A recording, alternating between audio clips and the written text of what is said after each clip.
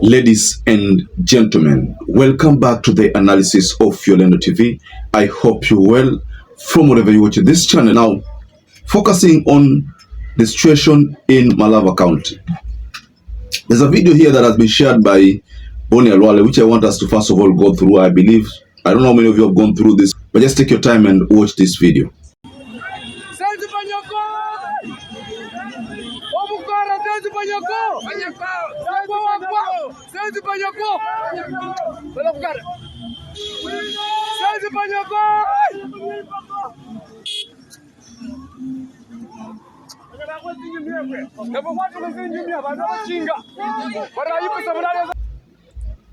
Now, that is a video believed to be one whereby FAROUK KIBET, Ayub Savula, and their candidate David Ndakwa was caught in a heckle. They were being chased from that region because they had gone to campaign there, whereas the place was hostile. Now that is West Kabras, and understand that is a place whereby Philip Panyako enjoys massive support. Nilitembea nikitafuta kura ya William RUTO. Tukawaambia tutaweka NHIF kwa mtu masikini shilingi 300.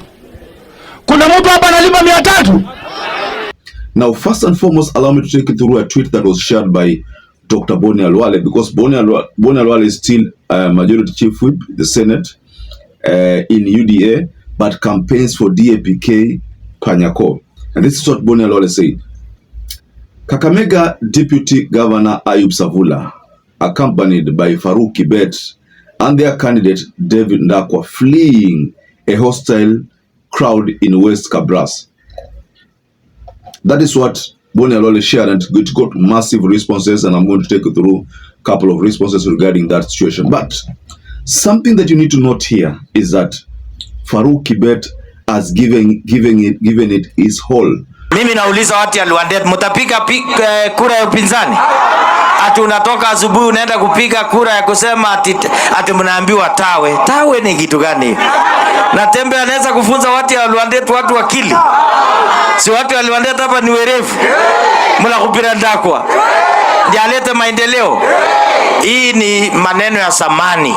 Na mimi kama jirani nitasimama na nyinyi. To try to win this position. If this post goes to DAPK, then it's a total loss to the UDA candidate. They shall have lost, they shall have lost, because that position was previously occupied by a UDA candidate. So if Seth Panyako wins that position, rest assured, Seth Panyako will be there for even 4 terms. The following that Seth Panyako has in Malava constituency is one that you wouldn't have imagined. So what is happening here is that the black car seen there in the video is believed could be one whereby FAROUK KIBET alikuwa, Seth Panyako hakuwa, but Ndakwa alikuwa hapo, and Ayub Savula alikuwa hapo. So the heckling. Okay, someone would say this is just a selected section whereby this heckling is taking place, but the focus here is that this still remains West Kabras. Now, this one is just a sign of other places which are already a sign of other places whereby FAROUK KIBET and his team are actually facing some hostile receptions. Now, if I may take you through a couple of reactions there, because to the people in UDA, this is a do or die. If DAPK wins this position, it's a total loss to UDA. UDA would rather have that post, even rigged, so that they can win. Like if it goes to DAPK, that is a total embarrassment to them. Now, what are people saying about this situation? I want to take you through a couple of reactions here. Sean KIBET says, "I'm afraid you will be de-whipped after this election. You seem to be fighting the party that appointed you to that position." Okay? Kenna says, "The campaign has been largely peaceful, and now you and your team have resorted to be uncouth. Why are you celebrating? It means you planned it. As a sober and democratic leader should be condemning such acts.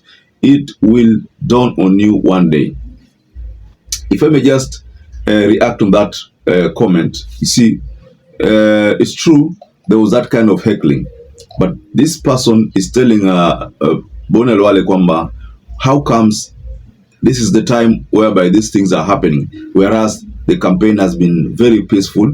Why is it now that these things are taking place? So it's as if he's suspecting, or she's suspecting that Boni Halwale could have been responsible for the mayhem.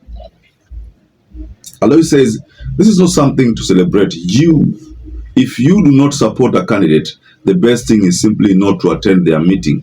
It is disappointing and inappropriate for a senator to post about such an incident as though it was something to celebrate. Okay, let me just take you through another one. Village ambassador says, I do not support them, but Kenya being a democratic country, let us give them space, because if we do not accommodate each other, we are breeding seed of chaos and hostility. Ambassador, okay, Archbishop Otieno Alan says, now that you have the video, it appears you are the one who mobilized the crowd. Matiangi says, download this video for me. Okay. Ata FAROUK anatoroka. Polycarpatino Ateto says, so as a doctor, this is something to celebrate. I wonder what our university lecturers are producing as graduates. Ivo Naz says, I don't UDA, or maybe you wanted to say, I don't support UDA or FAROUK or anything to do with this government. But violence should not be tolerated, whether from government or opposition. This is wrong, my good senator. Let us not normalize this. Kenya is a democratic country. Let us all candidates campaign and then electorate decide. Okay, fine.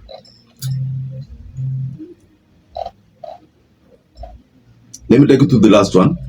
FAROUK KIBET, who is UDA party operative, has bought DAPK deputy party leader Ayub Savula, who has abandoned DAPK MALAVA MP candidate Seth Panyako for UDA's Ndakwa. Here is FAROUK, Savula and Ndakwa being chased away pale West Kabras. Savula ni tumbo tu. Okay. So to cut this long story short, ladies and gentlemen, the bottom line here is that such kind of events should not be tolerated in Kenya. Issue of Gunism, issue of this kind of chaos are not supposed to be allowed, whether from the government or from the opposition. That is what I get from all these reactions. People are saying, we don't support the government, yes, but we don't tolerate such kind of behavior.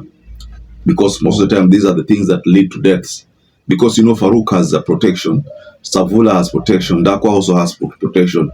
If the worst meets the worst, then you see what is going to happen is that the security will have to use their protection. That is the guns they have. That is the time you find that there's some kind of shooting. It forced them to shoot. That is the time, maybe most of the time you find that someone dies. So it's not good to have such a kind of an incident taking place, especially when FAROUK is the man facing the threat. You know. Now, ladies and gentlemen, perhaps if you're watching this video and you're not subscribed, take 1 second and subscribe, like this video. Until we catch up again, stay safe and stay blessed.